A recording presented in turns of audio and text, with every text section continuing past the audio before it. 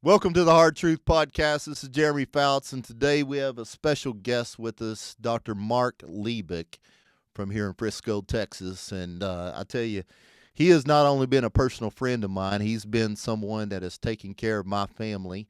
I think there's been times you've met us at 5 o'clock in the morning, stretching boys out from athletic injuries and different things like that. And for those of you listening, we're going to get into a lot of things today. We're going to talk about cholesterol, inflammation, sugar regulation, sleep disorders, anxiety. But you're going to hear from someone that is putting it to work on a daily basis with patients. And that's what I'm really excited about. Dr. Mark, we're going to talk a lot about the medical side and the chiropractic side. And one thing I love and respect about the chiropractic side is you actually build a relationship with your patients. You actually get into what they're eating, how they're sleeping, education as well. And that's something I really value about our relationship and, working with you on a daily basis to try to optimize my whole health aspect, not just coming in and saying, hey, can I get an adjustment here? That's something I've always just had a lot of respect for you as we come in, and if it's 5 minutes, if it's 20 minutes, if it's 30 minutes, you continue to spend that with your patients, not just to help them on an adjustment, but also education standpoint. So it's a pleasure to have you. I know I've got your bio in front of me, but I want to let you kind of give us a little background of how this journey began and the love and passion that you have for patients and taking care of people, and give us a little bit of background of your education. Let's go! What up? Yeah, so started off 2007 graduate of Knox College, graduated with biology and chemistry degree. So started off as a big old nerd because I was just a lab rat. You already lost a lot of them when you said biology and chemistry. Exactly. Yeah. Just started off as a lab rat and then went the medical route. And, actually at first my passion was for becoming a surgeon. Okay. And I decided to change that because I started shadowing some surgeons. And between how they took care of their patients and also just the lifestyle, I realized I'm like, you know what? This isn't for me. Like, nobody's getting better. Right. Everybody's getting sicker and they keep coming back. And then as they age, they come back more and more and more. And here I was about to take the MCATs and I'm stressed out. I go to see my chiropractor because I used to see a chiropractor since I was like 12 years old. And he was asking me, he's like, man, you're really tense today. What's going on? I was like, well, I'm about to take the MCATs. It's like, so I've been studying like crazy. I was like, you ever think about chiropractic? And I was like, you know what? No, actually, I never did. And to my father's dismay, I actually canceled the MCATs and signed up for chiropractic school and then kind of hit the ground running there. And after that, went to Clear Institute Scoliosis Center, which is the number one scoliosis center in the world, to really refine my skills in just helping people correct their spine, which then conveyed into how much we can help in other areas as well. Because just like you said, where MDs will have these standards with the hospitals and the clinics give them where they get in trouble if they spend more than 7 minutes with you. Right. It's actually something they get penalized for. So they get to know nothing about you. You're just a piece of paper to them. And they almost have a quota that they have to give you meds. They have to give you vaccines. Oh, yeah. And they don't care. It's just take this. These are your numbers. Shut up. Move on to the next patient. Oh, yeah. Where chiropractors, we have that benefit and that luxury where we're seeing you once a week, once every other week, maybe twice a week, if depending on what's going on. Because like your boys, if they're just getting beat up all the time with sports, yeah, we got to see them a little more regular. Absolutely. And so we get to have those conversations of, hey, what are you eating? What are you doing? How are you exercising? What's your sleep like? Yep. What's the sleep like? What are you stressed about? Like, how can we prevent overall inflammation in the body? Overall, how can we amplify your brain health and really hammer in just overall health? So we get to know you as a person and individualize your health. Right. Because for us, we make our money in you staying healthy. If you get sick, we don't make any money. Right. You go to the hospital, you've got to deal with a whole different doctor, which is what I love about chiropractic, because the other way, if you go to a surgeon, you go to an MD, if you're healthy, they don't make money. No. So where's the incentive for them to help you? Exactly. And there's very little, which is why a lot of MDs that I actually do really admire, appreciate, respect, they actually have this almost like membership coaching, Right. where you pay this membership fee year to year. That's how they make their money, because now they're actually incentivized to keep you healthy. Oh, yeah. That's when you know that doctor is actually there. They actually ignore insurance, because insurance is a joke these days as well. It is absolute jokes. If you're wasting money on insurance, we can talk about that sometime. But they actually ignore insurance because they're really focusing on actually keeping you healthy. I mean, if you think about even how insurance was designed, it was based on the design of you failing. Right. They're saying, hey, you know what? I bet you $500 you're going to fail. You're going to get sick. And you're actually paying that. Like, you know what? You're probably right. I'm going to get sick. Here's my $500.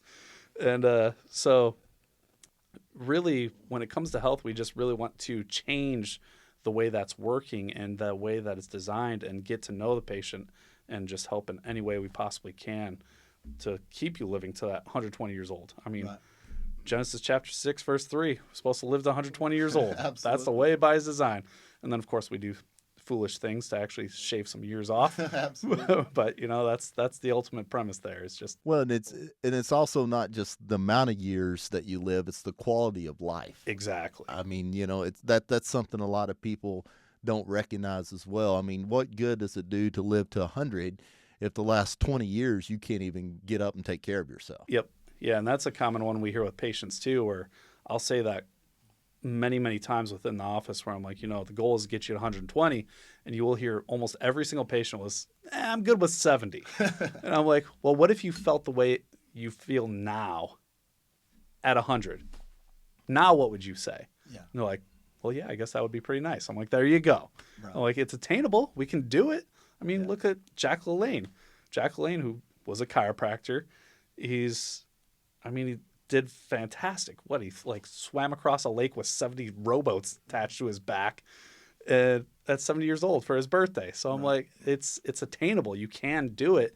You just have to put in the work. Yeah. And then the problem is most people think that work is so unattainable when it's not. Anybody can do it. You just need the proper coaching. You need the proper guidance, and you need the proper just instruction. Right. One of the things I've told my boys too, and I'll get your opinion, is, I've got a lot of respect for some medical doctors. I've got some good friends that are medical doctors. I'm sure you do too. But again, like you said, I've got so many people go to a medical doctor that maybe you and I don't have respect for. And every time they're like, well, they didn't know what was wrong, but they started me on this and they started me on that. And, but I always tell my boys and anyone that I'm close with is no one's going to care about your health more than you.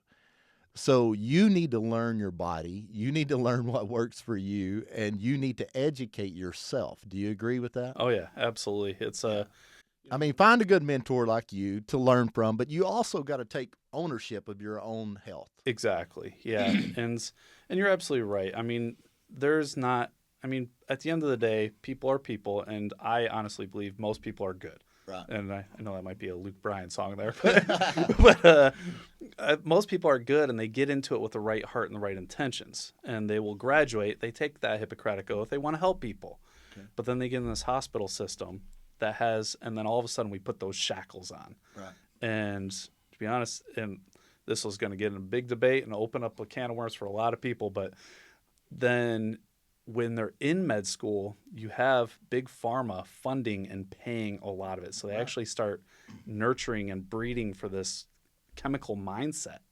and to incorporate that. So you get this little bit of indoctrination when they're in school, and then when they graduate, you get all these restrictions. Like I said, the 7-minute rule, essentially. And every clinic and hospital is going to have a different timeline, but that's about the average. But they feel the shackles and they can't break free of it. Right. So you can go out there with all the intention in the world of being the greatest doctor, but the system doesn't let you. Right. And then, of course, too, there's a wonderful social standard to becoming an MD. Right. Where, most kids that get into becoming an MD, most of them are in it for money. Right. Everybody's got this notoriety of, become a doctor, become a doctor. Why do they say that? Because you want to work 80 hours a week? They want you to do that? That doesn't sound fun. They want you to do it because you get good money. Right. So all of a sudden you start seeing these trends where even like for orthopedics, for example, you'll see somebody with great intent. You go at the beginning of the year with the clinic, they're like, oh yeah, let's just shave off this disc. Let's get you feeling good. It's bulging, horrible herniation. Shave it off. We'll feel better. Maybe, God forbid, a disc replacement. But then towards the end of the year, if the quota is not met yet, oh, now we have 4-level fusion. We've got to completely fuse the spine. So we just shifted from a $15,000 to $20,000 surgery all the way to a $100,000 surgery. Right. And so they're trying to hit that quota. And, they might be a great person, but they're feeling that pressure from the system to hit that quota and hit that mark. Right. And somebody's got to fall victim to that, unfortunately. Absolutely. Absolutely. I know you and I were going to talk about cholesterol, inflammation, and sugar regulation and sleep disorders. Sleep, it's so funny. Like I'm 48 now, and I would always say sleep is overrated. When I was younger, I never, really understood the value of sleep, how you can recover from sleep and all of those different things. And I know you see a lot of patients on a daily basis. How would you, talking about cholesterol, inflammation, sugar regulation, sleep disorders, anxiety, what is some of the main things you see with sleep disorders and how it affects all of these different things? Oh yeah, sleep disorder is a big one. It really affects all because sleep is your absolute best way to decrease cortisol levels. Okay. And cortisol is a main stress hormone that's going to create inflammation in your body. Now, how that ties into cholesterol, you get inflammation. Cholesterol is never a bad thing. And I know this is a surprise for a lot of people listening to. Cholesterol is never a bad thing. It's your inflammation and cholesterol that becomes bad. So if your cholesterol is 250 plus, it doesn't matter. If you don't have inflammation, it doesn't matter. It won't cause any problems. But if you have inflammation, now you create what's called a foam cell. And that foam cell is essentially kind of like, to make a very, very long, complex story short, it's this sticky substance that's actually going to just stick and adhere to your vasculature and your arteries and it's going to cause it to plaque. Because what your body actually wants to do is, if you ever get a cut, what happens when you get a cut? It swells up. You get inflammation. So when that artery breaks, cholesterol is actually there to turn into a foam cell, so that way it can plug that artery break. Okay. And that's why people on cholesterol medications, you'll notice that they've got purple spots all over their arms, all over their legs. And what happens is, arms primarily is because that's most commonly one we bump on the shelves, we bump on counters. Right. You break those little veins and arteries, well, we have nothing to plug in anymore. Right. And it's because that cholesterol medication brought your cholesterol too low. So now we've actually just don't have the ability to clot properly, which is also why stats show when you're on cholesterol medication, you are way more likely to die of a stroke because, God forbid, an artery in your brain blows. Now all of a sudden we don't have anything to plug it. Right. And so that's one of the examples of how, the cascade of where sleep falls in, because sleep leads to inflammation, which causes everything else in the system to fall. And you don't have proper sleep, you don't have the right energy, you don't have the right mental health. Your brain actually isn't even sending the right signals to the organs in the body because you're sleep deprived. Your brain's sending signals to everything. That's what controls. We don't even, if I had to ask you right now, how's your heart doing? How's your lungs doing? I don't know. They're in there. It's like, or how your kidneys are doing. Like, they're in there. Yes. We know we drink water to flush them out, but I don't know how they're doing. Yes. But your brain knows constantly what it's doing. And if you're sleep deprived and you're so stressed that you can't even think right, well, guess what signals is sending your organs? Right. Now we wonder why people who are sleep deprived wind up with so many diseases and so many issues. Right. Because it just can't get the right signal. Right. Yeah, sleep. I'm big on sleep now. And then with these two boys that are athletes, I was reading a study not too long ago about if they need about 9 hours of sleep a day.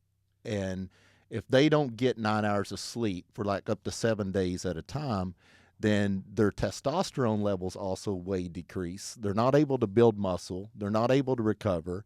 It's not just, the younger, it's all of us, the importance of sleep. Oh, yeah. Yeah, it's kids need lots of sleep. They need, anywhere between 9-10 is great, But if they can get upward at 12 even, Yeah. I know as much as we hate our kids sleeping until 11 a.m. Yeah. It's sometimes they need it, and their body's going to tell them because they're growing, they're really rapidly producing a lot of cells, and they need that sleep. And then as adults, women actually need more than men. So women, it's actually very important that they get 8 to 9. I hope my wife is not listening to this. I think everybody's thinking the same thing. And then men are optimally going to get 7 to 8. And of course, there's so many conditions that people struggle with, like ADHD and just the anxiety and the stresses that will actually prevent that from happening. And there's a lot of people out there that'll say, I actually feel better if I get 5 hours of sleep, which is a common thing because they're actually relying on their adrenal glands to secrete adrenaline so they can actually feel better. Right. But then you cause adrenal fatigue, which is why they typically get like the spare tire around the waist Right. and the love handles. And so even though you feel better at 5 hours, doesn't mean it's actually good for you. Right. And there's a lot of those 5-hour people typically do have ADHD, and then we have to address that. Right. So it's really, and this is one thing, again, I love about treating and being able to talk with my patients, because nobody's the same. Everybody's got these little underlying issues that happens, or we've got plenty of people that'll say, oh, I get migraines if I sleep more than 6-7 hours. Okay, well, let's get to the bottom why that migraine's happening, because it's not the sleep that's causing the migraine. Right. It's something else, and we've got to get to the bottom of that. Yeah. So because sleep will actually catch a bad rap for a lot of people that are out there. Or, I wake up and my back is killing me, so I try to sleep less so my back's not killing me. All right, well, let's figure out why your back's killing you and get that fixed first. Yeah. And, I'm also big on nutrition as well as you too, as for like ADHD and different things. I have a lot of parents contact me because we own a nutrition company, and they're like, man, my son is struggling with ADHD. He gets up in the morning, he eats Fruit Loops, and then drinks orange juice and goes to school. I'm like, okay, we got to stop that. I mean, would you agree that nutrition can play a big toll on that? Oh, yeah, absolutely. And I will say this with every bit of validity, nobody should ever eat cereal. Yeah. Cereal should be banned from the stinking country. It is awful because it's like you look at most of the cereal boxes, everything there. So one, it can sit on the shelf for 2-3 years and still taste like cereal. Yeah. And it doesn't mold, it doesn't rot. You could pour it right on your counter and have it sit there for 3 years. It's going to look exactly the same. Right. So if you have bugs that don't even want to eat something, then something's wrong with it. Exactly. There's too many preservatives. So you've got the preservatives, and then it's just pure sugar. Right. So whether it's oats, whether it's grains, whether it's even one of your healthy ones, it's going to convert in the sugar in the system. And then you pour milk on it, which then lactose is sugar. It's going to convert in the sugar in the body as well. So you just poured sugar on the sugar, and then a lot of people will actually add more spoons of sugar to your sugar. Right. Typically the average person really shouldn't get more than 40-50 grams of sugar in a day. Right.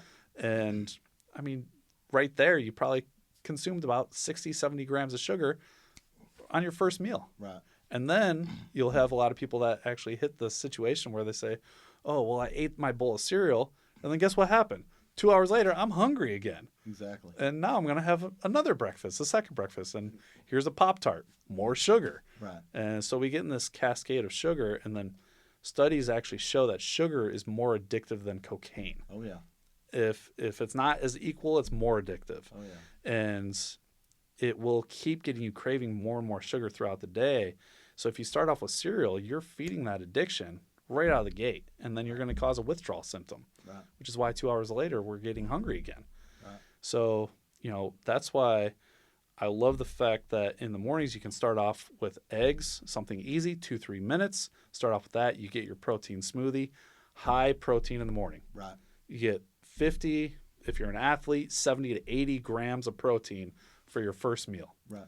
And I know there's a lot of docs that'll argue with me on that one where they say, 70, 80 grams is way too much protein. No, it's not. It is not. No. Your body knows what to do with it. It will use what it needs to, and if it is too much, it will flush out the rest. Right. You don't have to worry about that, but that is going to supercharge yourself, and you're going to realize, wait, I actually feel cleaner, I can think better, and I can actually go 5-6 hours before I feel hungry again. Yep. Yeah, I know with sugar regulation, a lot of people don't understand that. I know you read these articles all the time as well, but they're proven now that overconsumption of sugar is in direct correlation with dementia, Alzheimer's, all of those different things, and I think that's becomes an addiction early on in our life, and we continue down that road, and sugar is very harmful to you. Oh yeah, yep, absolutely.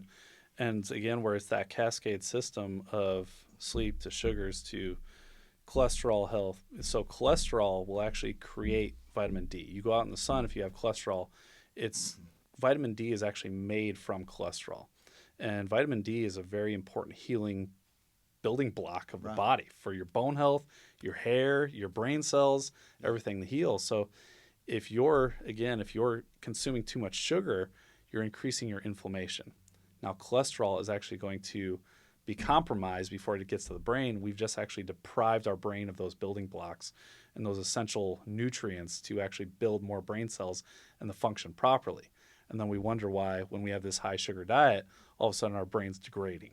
Right. And it's a direct correlation there. If you have inflammation, your brain is going to degrade along with every other cell in your body. Right. How would I know if I'm listening that I have high inflammation? That's where it can be tricky. So one easy one is you just take your forearm and you scratch it. And if it turns red really quick, then you're inflamed. But if you give it like 2-3 minutes, you notice, oh hey, it's not turning red, I'm okay. You're very low inflammation. So I'll check here in about 2-3 minutes, see where I'm at. So I think I'm good. I just got through doing the sauna and the cold plunge this morning. Yep. I got rid of my inflammation. I got my workout. I got my 6 eggs with some nice chicken sausage this morning, and then even another breakfast. So now, this is where I will admit there's a little bit of sugar in my diet. Like even this morning, I had my Greek yogurt. I had about probably maybe a quarter cup of Greek yogurt, and then I slice up plum in there. So that way, after my workout, I do replenish with a little bit of sugar because I just feel like that's what my muscles need, like kind of refuel, get that glucose back up so it can actually refuel and I don't cause muscle degradation. And then boom, now I've got my breakfast that's stacked with protein. Right. And that really gets me feeling completely optimal. So I shouldn't be too inflamed while we're Well, and that's what I was about to say. If I consume sugar, it's going to be from a natural sugar. Exactly. I mean that's what I love about our Hydrate product. It has pure sugar cane. It's not been processed sugar. Yep. It's only 6 grams. In my morning routine, I get up, I eat 5 eggs and a protein shake, and then I do my workout, and then I do a double protein shake afterwards, and then I'll eat a piece of fruit, something like that. Yeah. Afterwards. But I try to get at least 50 grams of protein 5 meals a day. Yep. And when I started that 3 years ago, you hear the importance of protein, but I really didn't understand. But you put high protein diet in your life, it will totally change. I have a lot of people say, well, how do you eat 250 grams of protein a day? You just say, I'm going to eat 5 meals and I'm going to eat my protein first. And I'm very low carb. There's a place for carbs, but a lot of people too, when we talk about sugar, they don't understand that a piece of white bread is basically like eating sugar. Pure sugar. I mean, they don't, I don't eat sugar. They think when I say don't eat sugar, they're thinking I don't make Kool-Aid with a cup of sugar. No, I'm not talking about that. I'm talking about your carbs that turn into sugar. People have no awareness of that. Exactly. Yeah, and I mean for you, I don't know if everybody's seen pictures of Jeremy here, but he works out like a beast. So that's why 250 grams is appropriate there. Yeah. But for the average person, you are going to want to taper off a little bit as the night goes on if you aren't getting those heavy, high intensity workouts. So yeah, if you get your 50 to 70 in the morning, you get lunch, you get about 40 to 50, dinner, you get about 30 to 40. That's going to be perfect. Right. And so your meals should get smaller as the day goes on. You should not be going to bed on a full stomach. Sorry. Right. You should be almost relatively empty, because what will happen is actually while you're sleeping, another big issue with the sleep is if you go to bed on a full stomach, what's going to happen is if, God forbid, you had something sugary, again, that 2-hour withdrawal. Right. 2 hours later, your body's actually going to come out of sleep. You might keep your eyes closed, but you're actually coming out of that REM sleep because your body's saying, hey, we're hungry again. Right. And now you're getting crappy sleep. You're going to feel like garbage in the morning. Do not go to sleep full. Right. Well, and just the digestion part too. I mean, your body, instead of trying to get in REM sleep or deep sleep, it's trying to process everything. It's trying to digest all of the food. Exactly. Yep. Yeah. It's very important where it all ties in there. And the other big thing too with that protein level is a lot of people find it unattainable to do it the healthy way, because you go to GNC, you've got all these products that are just loaded with sugar as well. Because I mean, there's protein shakes that have like cookies and cream, and it's like, and you look at these flavors, I'm like, this is literally like ice cream. Right. And then you look at the content, and it's loaded with sugar and flavors that literally is ice cream. And that's the part. But then you go on the other end where you look at the more natural and those pure organic ones, and they taste like dirt. What most of them do. It's like, I mean, I can't even tell you how many smoothies I've had with protein where I had to plug my nose and just choke it down. Yeah. And you can do that for about 2 weeks. Right. And then all of a sudden, guess what happens? We give it up, and then we're like, forget it, I can't do this, and we're back at the donut shop. Absolutely. So it doesn't work, which is why I love your product, because it is grass-fed whey protein. It is great. There's collagen, very little preservatives. And it still tastes good. Right. Yeah, my R&D team, when we first formulated that product 6.5 years ago, I drove them crazy. And I kept going, no, we got to change this, because again, what you said is like, if it does not taste good, people will do it for a short term, but they're going to quit. Yep. And man, that's one thing we pride everything off of here at Core Vive is the taste. Yeah. And we wanted our vanilla to taste like a vanilla ice cream without a lot of adding sugars, that type of thing. And the chocolate, I tell everyone it tastes like a chocolate dreamsicle, I mean, but we wanted it to taste good. And that's one of my favorite snacks is I take Greek yogurt and I put the chocolate with it and mix it up like pudding, So once you get out of the habit of grabbing the donuts and the bad sugars and the bad carbs, your body, with a good product like Core Vive, with the collagen and the grass-fed whey, then your body craves that good protein without the large excess of sugars. Exactly. Yep, absolutely. And yeah, it's great too, because even my staff will make fun of me where normally most people are used to mixing their protein powders with milk or something that like a solid base, which again, you're putting sugar back into it if you get too much milk. So that lactose is going to create just more sugar. It's going to convert. And my staff will actually make fun of me because I'll just add your product right to a water bottle. That's what I do. And they're like, oh, isn't that gross? I'm like, no, it's only gross because that's what you're used to with the other proteins. Exactly. I'm like, now try it. And they taste it. And they're like, oh, yeah, that's actually really good. Oh, yeah. I'm like, yeah, it's easy. And especially for how many patients I see, because we see a lot of patients within a short period. So it'll be, hours between 2 and 6. My work is like a workout. So, of course, moving spines, especially in Texas, we get some big old boys out here. So it's some big old country boys. It's like a workout. So 2 hours in, I need a little recharge. I need a little fuel, and it's just really easy to shake it up and get right back to it and get that protein supercharged there. Yeah. And that's the other thing too, is whether you're working construction, you're a cop, you're military, you feel that drain because, construction, you're working, you're shoveling, you're really busting your butt. Shake up protein real quick, boom, you can get right back to it. And then all of a sudden, guess what they're going to do? They're going to look at you and say, hey, look, Ted's working his butt off. He can work laps around everybody else. Let's make him a manager. Yeah. Oh, look at that. And you just became manager because of taking your protein shake. So it's just, little tricks like this can really change your life just because your energy level is going to be higher and your thought process is going to be higher. And then, I don't know about you, but when you get manager position, you start pointing fingers more. All of a sudden, finances are a little better. You get to sleep better. Yeah, anxiety goes down. Exactly. So improvement of life is also a very big way of just helping with anxiety. Right. And that's not even improving your life through just work.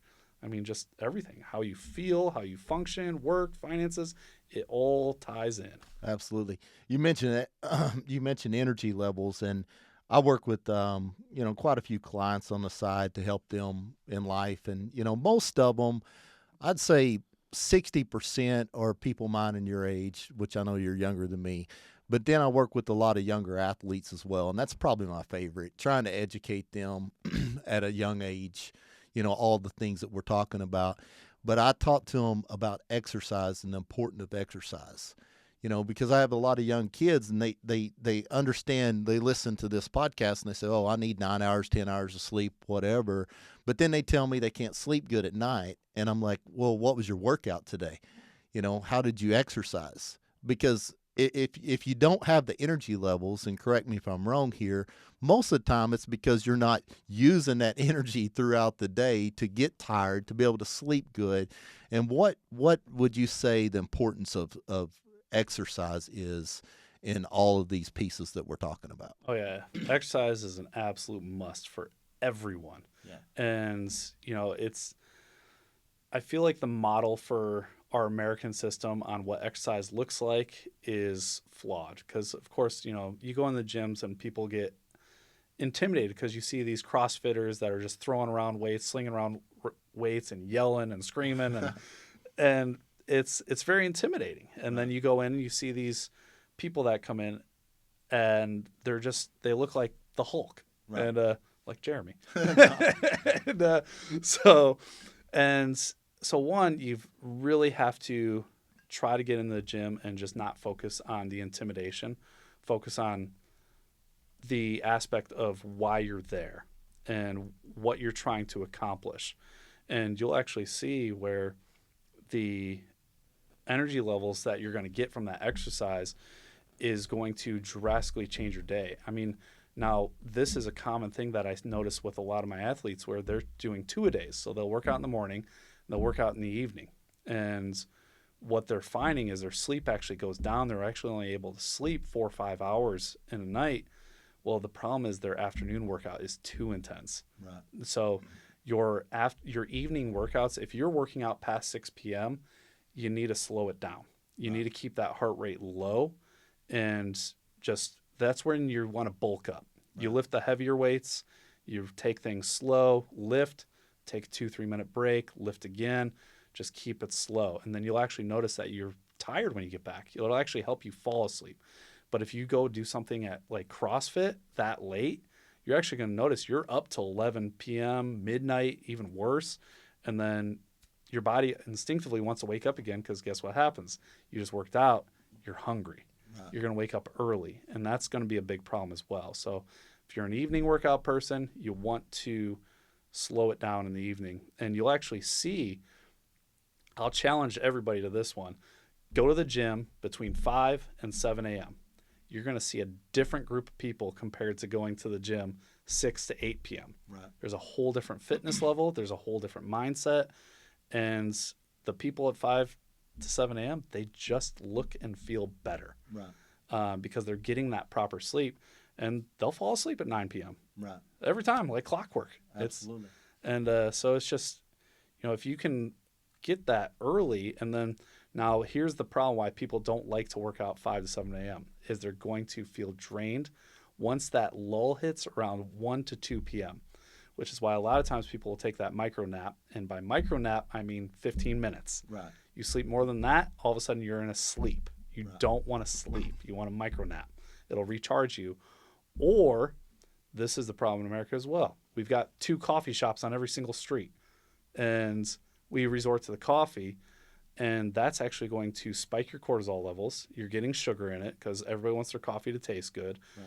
And it's way too much sugar, so you're actually going to feel like garbage after. Once that caffeine spike wears off, you're going to feel like garbage.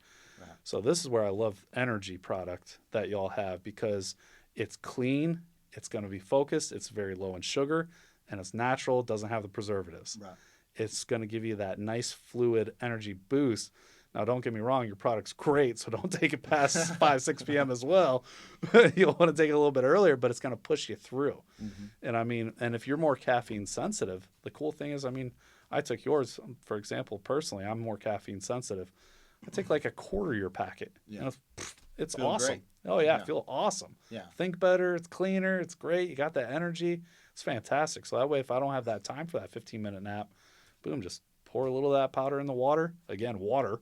Right. It's super easy. Yeah, I mean, our energy product, we have no sugar in it, and the great thing about that is, that you get these spikes again. Talking about sugar, that's when people go to Starbucks or whatever that they go to, and they get the caffeine, but then they dump all the sugar in, and caffeine is just a transporter to your cells, and it's just taking that sugar and throwing it in those cells, and that's why people's glucose levels spike up. They crash, they go back and get another one, and then they go back and get another one. Exactly. Yeah. It's I will admit I actually fell victim to one of those frappuccinos like 2-3 months ago when my kiddos influenced me, and she's like, I want a sweet treat. Like, because normally our sweet treats are something more healthy and like a fruit. Right. But I think we went to the Arboretum down in Dallas. So we were far away, and she's like, you said I could get a free sweet treat. I'm like, we were going to Starbucks ourselves, and normally I'm a big espresso drinker. I just like it straight, just because I'm in it for the energy. I'm not in it for the flavor. And she's like, can I try that Frappuccino? And I'm like, you'll try that thing. I mean, that thing's got like 120 grams of sugar. It's nuts. So that's almost 3 times about your daily value that you should be getting. It's wild. So but yeah, now you drink that, on the front end, you get the double dose of the caffeine and the sugar. And then all of a sudden that caffeine wears off. Now you're actually causing that sugar just decrease. That glucose spike goes down, and you just feel absolutely horrible. You feel sluggish, you feel drained. Oh man, that was like the worst feeling ever. That was a great advertisement for me to never have one of those again. Starbucks is not going to get all of your money. It's No, not mine either. Especially not a $12 Frappuccino or whatever they're charging these days. Yeah. Talking about anxiety, one of the things that obviously we talk about lifting weights a lot. And when I'm working with clients, I tell them, look, it took you all of your life to get bad out of shape. And I think the bad thing about exercise is people look at exercise as a way to look good with your shirt off. And I try to, when I'm working with clients, I'm look, if it took you that long to get out of shape, you're not going to change it in 2-3 weeks. Oh, yeah. So I try to flip their mind of looking at lifting weights and exercise as more of a mental aspect to the equation. Look at lifting weights as getting rid of the stress. Look at lifting weights as a way to get your mind right, and then use nutrition to be able to look good when your shirt is off. Would you agree with that? Oh yeah, absolutely. Yeah, they definitely. I'd say that aligns perfectly right there. That's exactly what you got to follow. Yeah, yeah. It's because a lot of people think, well, I'm just going to go lift weights, and then they come home and they take their shirt off and they look the same. And I'm like, it's not going to be, dramatic difference. And you're not going to go lift weights 4 times and then look like you want to look. You've got to look at weights as a way to get rid of stress, move weights, find you a happy place that you can just focus on you and become the best you can become. Yep. And the biggest key, 2 things, is 1, just remember the word move. Mm-hmm. You just have to move. Right.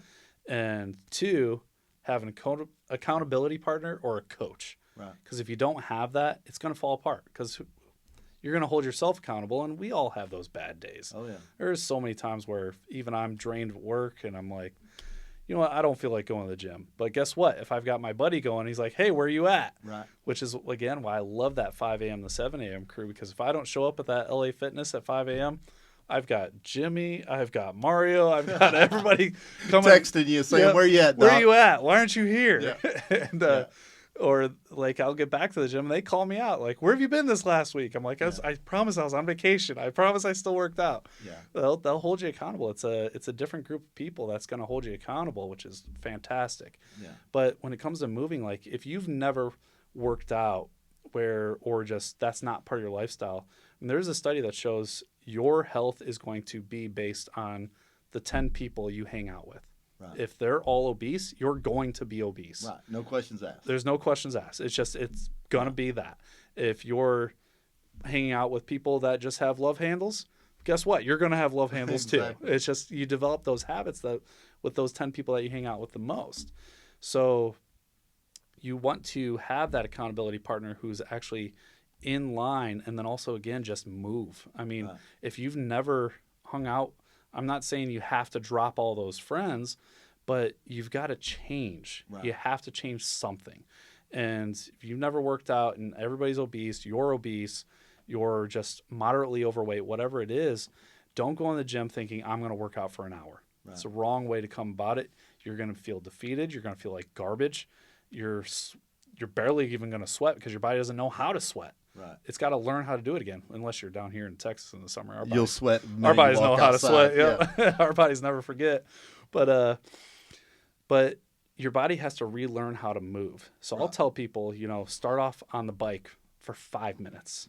Just do that, and then, do maybe 10 push-ups on your knees against a wall. Even if on your knees is too hard, go against a wall, just angle yourself, do 10 push-ups, do 10 curls with some weights, and call it good. Right. Your workout was 10 minutes. Right. Anybody can do that. But the key is, I know where you're headed here, go back again the next day. Exactly. Go back again the next day. And even if you stick with that same workout the entire week, Right. that's fine, because you just built a routine. You're starting to build a habit. Right. Because you do that. If you show up to the gym 5 days in a row for 4 weeks, you have just formed a habit. Right. And your body's automatically going to start saying, oh, we need to go somewhere. Right. We need to go to the gym. Right. And you're going to follow what your body's actually feeling and what you're wanting to do. Now that habit is there, now we can start, after the first week, we can start increasing. Rather than biking for 5 minutes, let's go to 6 minutes. Right. And then the next week, we're going to 7 minutes. Right. And we're going to 8 minutes. At the end of the year, you're biking for 52 minutes. Right. And that's great. You're going to be in great shape at that point. Yes. So it's cool. And then you're going to start losing weight. Your body's going to start craving those better foods.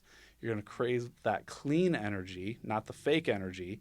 And also, like those monster drinks and stuff like that. Speaking of fake energy, it's all those products. You're going to actually gravitate away from that. You're going to gravitate away from the sugary foods because your body needs to be clean to do that kind of activity level. Right. Yeah. I when I'm talking to clients, I'm like, we got to get you to a point where you have a natural high on life. So you're not seeking those things that give you dopamine increases. You got to earn those, and earning it means me going to the gym and getting that dopamine increase, not going to happy hour and getting it, not going to, the sugar and things like that. Exactly. Yeah. And it's, there's something to be said about the aspect. I like that you said that, because it's, so many people get that dopamine rush, and to what cost? Right. Like, you go out to the bar, you're there for 2-3 hours, and the next 2-3 days you feel like garbage. Exactly. Like, why? Right. Why is that even worth it? Right. And I've never met a single person in my life that said, I love hangovers. Right. Yeah. Unless somebody is so well driven that they are just like, what, hangover forces me to sit on the couch and watch some movies because they actually need that mental break and stress. Okay, I can get that. I can appreciate that. But there is no way that says they love hangovers. Yes. Like, what is the point? What are we chasing? Right. And then this is where we've got to go back to that brain health. Yes. And we've got to go back to, why is our brain health not functioning right? Because there's a reason why you're craving that. And either that is from decreased sleep and body's just not functioning right, or you have psychological traumas, Right. which is then why I love therapists as well. Right. Again, accountability partner, coach. Right. We've got to make sure the brain is right just as well as the body. Yes. Yeah, I tell everybody, one night at the bar takes 2 days of your life. Oh, yeah. The day you was there and the day after. Yep, exactly. It just definitely is a disruption in your life and what you're trying to accomplish in life. Yeah. Yeah, there's a 2-3 day rule to a lot of aspects of health. Like, even my top athletes, it's not, a lot of people think, it's what you eat the day before your game. Right. And it's like, almost every professional athlete will tell you, it's not what you eat the day before, it's the day before the Exactly. game. It's, you got 2 or 3 days that you've got to eat clean before that game. Otherwise, you're performing like crap. Right. Yeah, and then if you do get injured, not all the time. We got weird accidents that happen in sports, but anytime my boys deal with an injury, I always say, was it self-inflicted? You know how hard I am on my boys, but, Pearson pulled a hamstring early in baseball season this spring, and we took him straight from there to you. But on the way there, I'm like, Pearson, was this a self-inflicted wound? And he said, what do you mean? I'm like, did you stretch properly? Did you prepare properly before that game? And that's something I know you're big in helping my boys as well. Not just what you eat, but also your stretching routine. Oh, yeah. And preparing your body ready to go, compete. Yeah, and this is where I love the fact that pro athletes are getting on board with chiropractors and really validating what chiropractors do, because, I mean, the proof is in the pudding. We're starting to see it. So you see like guys like Peyton Manning, Tiger Woods, these guys are falling apart, and they never saw chiropractors. Right. They've swore against them and never did it, just didn't make it part of the routine. But then you've got guys like Aaron Rodgers, one of the longest careers. His dad's a chiropractor. Right. And you've got Jerry Rice, longest performing receiver for the 49ers, and used to go to chiropractor all the time. I'm pretty sure they wound up becoming best friends, if I remember his story right. Yeah. And so you see these guys that actively kept chiropractors in their routine, and it drastically changes their life and their outcome. And Tom Brady is like the epitome of the example of what you follow. And because, I mean, I'm not even saying just chiropractic for him. He's got everything on point. He's got his yoga routine, his stretching, his nutrition, his chiropractor. He's got all of the health aspect. I mean, the guy still looks like he's 30. Yes. And I don't even know how old he is. I think he's my age. I think he's 48. I don't really have time to pay attention to sports, but is he still playing? No, he just retired last year. Retired again? Yeah, retired. Yep. Yeah, retired the second time. So, but I mean, how awesome is that? That you're living in a way that you can actually, you don't have to retire because your body gives out. No. He gets to choose if he wants to come back or not. Yeah. And that's awesome. That's exactly what we want for everybody. Yeah. There should never be a point where, I have to retire at 65 because I feel like garbage and my body's wore out. You should be able to say, hey, I want to retire at 50 because I performed so well. I've got the right finances and I felt so great. Or I'm retiring at 80 because I want to. Right. And finances are good, but I just want to work. Yeah. I like doing it. Yeah. And so that's where everybody should strive to be. Yeah. But again, we get in this complacent model, and a lot of it has to do with just, the sleep disorders, the anxieties, the depressions, and even if somebody isn't depressed, you might actually still be depressed. Right. And people don't even realize that. And again, look at what you're eating and how much sugar you're taking and what dopamine spikes you're searching for. Yeah. And you'll find your key to what's wrong there. Yeah, I mean, it's we live in a society that we're always looking for cheat codes. Exactly. What is the easiest way? And I think the nutrition, the sleep, the stretching, doing all these different things, they don't understand the value that it brings long term, because maybe, again, they exercise for a week and then they quit. And then they try to sleep good for a week and then they go back to their old ways of watching Netflix in the bed. I mean, we don't even turn the TV on in our bedroom ever. I take a book and try to read, try to stay away from screen time, different things like that late at night. But it looks like society is just always looking for that cheat code. They want to go get on a Ozempic, or they want to do all these different things to find the easy way. But the good value of life is doing these things that we're talking about consistently. Yep, absolutely. And by the way, if anybody's on Ozempic, get off of it immediately. Of course, talk to your doctor how you get off of it, because I haven't studied it enough to know if there's withdrawal symptoms, but I just know it is a disaster on your pancreas. It is a disaster on your whole gut. It is awful. Right. And it's not sustainable. Right. If you have a cut, do you want to just keep putting a Band-Aid on it and just pretend like it's going to go away?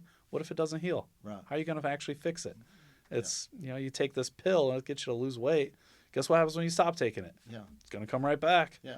Because most of them are not going to change their lifestyle. Exactly. Because they're choosing this cheat code because they don't want to change their lifestyle. Yeah, it's cheat codes, just the short and easy route never is sustainable, ever. Right. Bottom line. And so, even I like that you're saying how you read a book before you go to bed, because, again, we commonly always find these cheat codes because, of course, tablets and computers are just part of our life. People are like, oh, what can I do to fix this problem? Oh, I'll get these noise-canceling headphones, or I'll get these blue limiting light glasses so I can look at my iPad before I go to bed. And it's like, no, just turn it off. Right. Just turn it off. Yeah. You don't need it. And, you know, and that just comes with that instant gratification lifestyle of just, which is why we default to those pills and the meds. It's just purely instant gratification, because if you just turn it off, I mean, even if you're working and you're responding to emails at night, guess what would happen if you didn't do that? Right. They can wait 2 days. Exactly. They'll get over it. Exactly. They don't need it right now. Right. I mean, don't get me wrong. I used to stress all the time about work and getting things done right away. And it didn't change a thing. No. Didn't change nothing. No.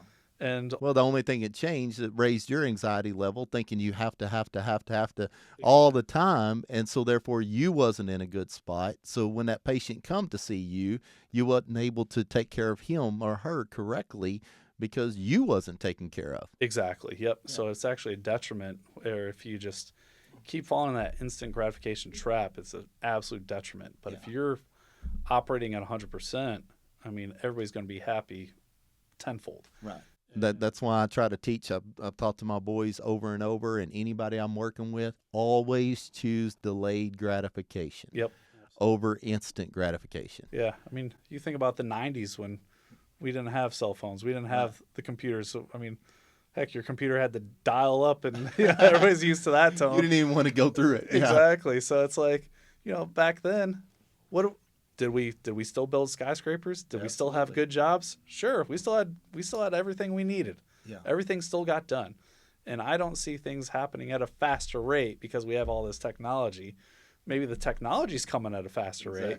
But as far as life and how we're taking care of ourselves, I mean, average lifespan is still the same. Absolutely. It hasn't changed. So your life isn't going to change because of this technology. Your lifespan is not going to change because of this technology.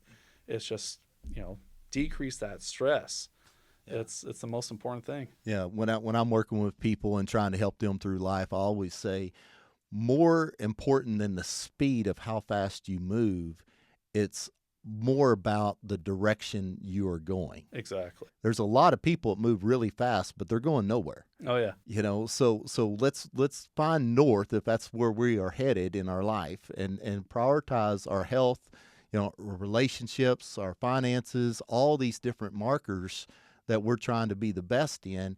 And that's the direction we need to go. It's more important of knowing the direction and heading in the right direction than moving real fast and getting nowhere. Exactly. And that's what society is sometimes. I mean, I can identify someone when they walk in the room. I know you can too.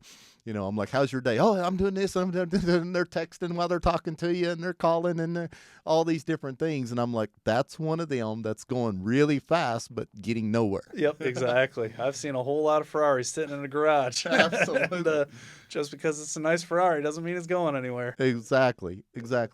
Well, Doc, I've enjoyed visiting with you today, and thank you for donating your time and coming in today on the podcast.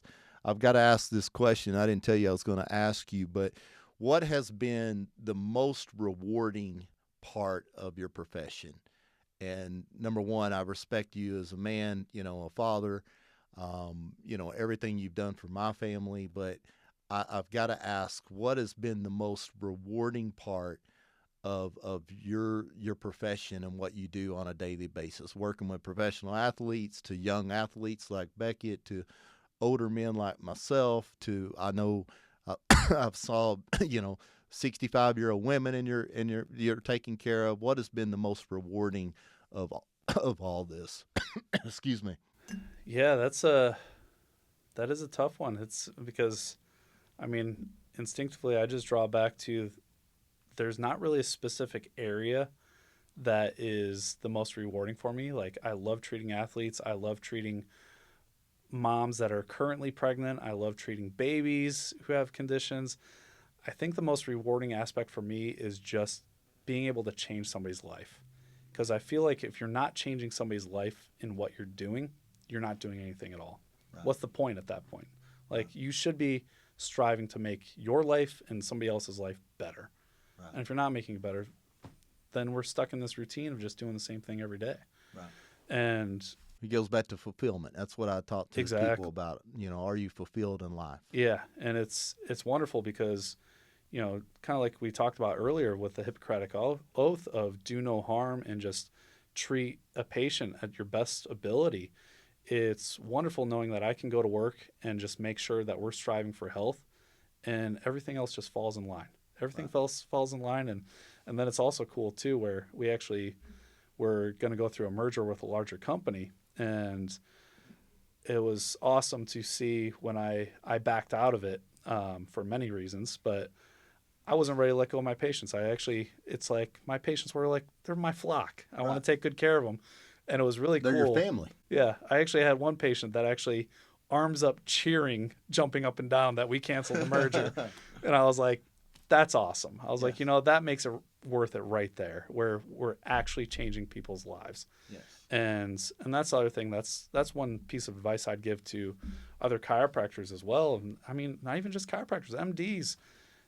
Again, if you're not changing lives, what's the point? Right. Anything you do should be changing somebody's life for the better. Right.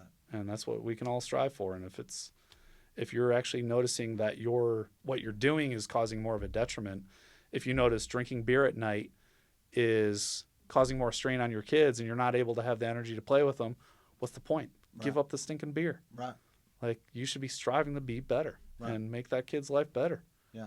Yeah, I'm big on servant leadership, and one of the things about that is a lot of people think, well, I don't have a position like you. I don't have a position like Jeremy. It doesn't matter if you're a grade school secretary. It doesn't matter what your position is or your profession. Are you doing it to the best of your ability? Are you trying to leave a good mark on every person that you come in contact with? And that's where the real freedom comes from. That's where the real fulfillment comes from. Is am I really giving my full self and expect nothing in return because I want to make an impact in that person's life? That's why I did this Hard Truth podcast. Is I love the part of your conversation of mine today can hopefully get someone's attention to say, take control of your own life. Exactly. Let's look at the markers on a daily basis: nutrition, sleep, the things that we are self-inflicting again bad on us, whether it be sugar, whether it be too many carbs, alcohol, whatever, but let's take control of our life. That's what I love of what you just said is educating and making sure that we can impact others. Absolutely. Yeah. And it's like you said, it doesn't matter what profession you have, because I mean, you could be a secretary, and the interaction you have with the person that was stressed out, and you never know what's going on through somebody's head. Right. They could be at that breaking point, and all of a sudden you said one sentence that changed their life, and that's all that matters. Right. Or, if you're stuck at a computer behind the desk, say you're a help desk person, you respond to somebody and you do it cordially, you do it properly, and you say something that helps that person through their problem, and you make it better, and you do it nicely. Guess what? You change somebody's life. Yeah. It doesn't matter what you do. Right. Show people you care. Exactly. Yeah. Heck, I was even writing, what was it, about 2 years ago? I actually wrote one of my 4th grade teachers a letter, because I was just like, you know what? There was something she said to me one day that made a big impact, and it actually changed the course of my life. So I was like, you know what? I want to send a letter just to acknowledge that, and just acknowledge you made my life better, because I mean, one, it feels great. So that's another thing too. If you've never written somebody a letter saying how they changed your life, please do it.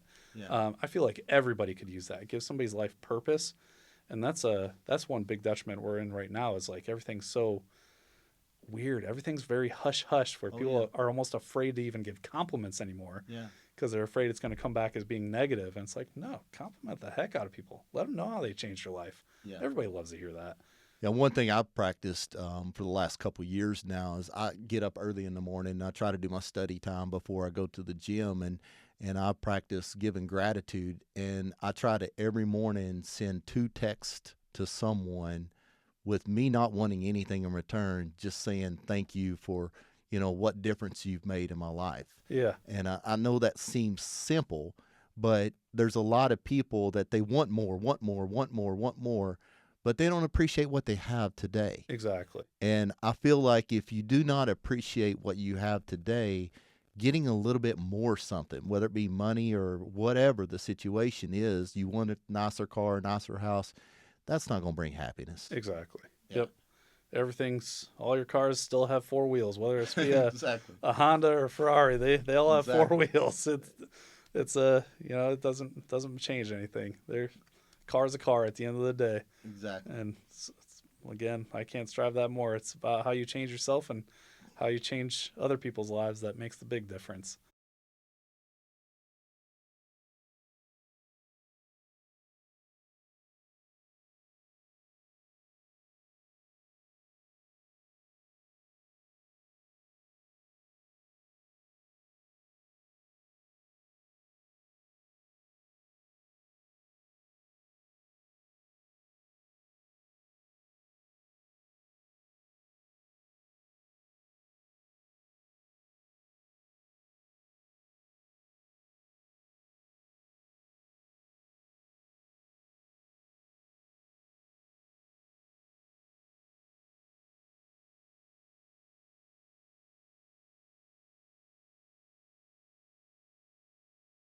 Yeah, I mean, best way to do it, again, get a coach. Get a coach, whether that be an actual trainer, a therapist, a chiropractor. Get somebody who can help you, because most people have never done it. And change, I mean, even Michael Jordan needed Phil Jackson. Right. There is no doubt in my mind Michael Jordan would not be who he was without Phil Jackson. I mean, he still would have been great, don't get me wrong, but he might have been a LeBron, and I know that's going to ruffle a lot of feathers. He might have been a LeBron where, you're great and you got all this talent, but guess what? You still didn't get a lot of rings. Right. Or at least in a row. It took a long time. Right. So you need a coach every time. And, if you need help finding one, I don't care where you're at in the country, feel free to reach out to us. You call us 214-872-4220 or email us info@beyondinnovationchiro.com. We'll help you out with that. So, we don't charge for doing that. You want help, we're here for you. So, and that's, again, just comes back to just making people's lives better. That's what we're here for. That's what it's all about. Well, Dr. Mark Liebich from Beyond Innovation Chiropractic, thank you for being here on the Hard Truth Podcast. Thanks for having me. And giving to the audience today what it takes to be able to live the lifestyle you want to live. Please, guys, go on Spotify, Apple, leave a review. That's what helps the algorithms the most for this podcast of getting out. We don't do ads or anything on this podcast. It's all about you and giving back and making an impact on others. Thank you guys for joining us today. Let's go!